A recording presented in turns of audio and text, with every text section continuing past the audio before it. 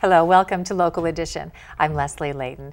The president of Cal State San Bernardino is about to retire, but before he does, let's have a little chat with them. I'd like to introduce to you Albert Karnig. Thank you very much, Leslie. Thank you very much for being here. You spent 15 years at Right. Cal State San Bernardino. Right.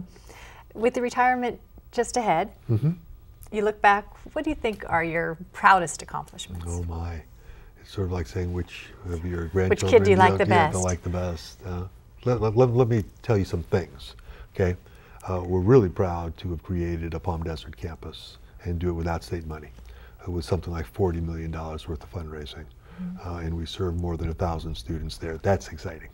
It's exciting to have our first doctoral program, our first engineering programs, our first Masters of Fine Arts programs, so that makes us very proud. We have a Presidential Academic Excellence program that recruits the largest number of top 1% students of any California university.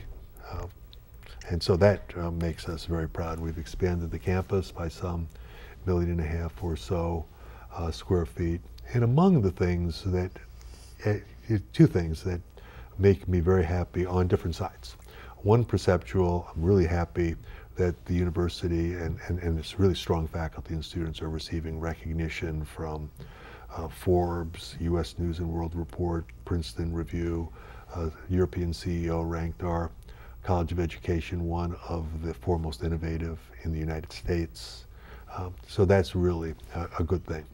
But even at the highest and best level, there's something called the Collegiate Learning Assessment Test, and it's given to several hundred colleges across the United States. Freshmen and then seniors are tested and the change score is evaluated.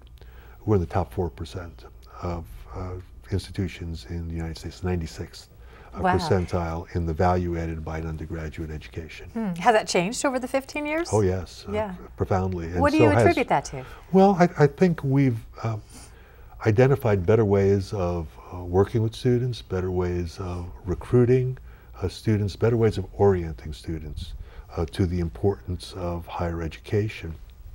We've gone, for example, from a 75% to virtually a 90% retention rate of students. Any unfinished business that you'd like to be able to stay and complete? Yeah, two things. One, I wish I could do a better job persuading decision makers to fund higher education because it's the future. And it's impossible to say, I have a vision for this state. I have a vision for our region, and it excludes education at K-12 and it excludes higher education. I don't think you can say that. And so I'm disappointed that we haven't been more able to persuade them.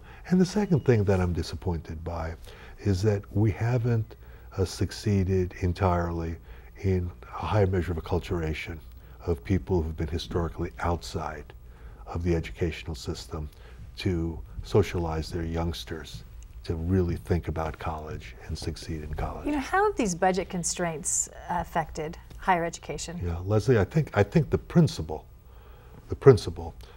one that's really a negative consequence is access. You probably know by now, because it's been bandied about, that our region, the Inland Empire, has the second highest unemployment rate of any metropolitan area of 1 million or more in the United States.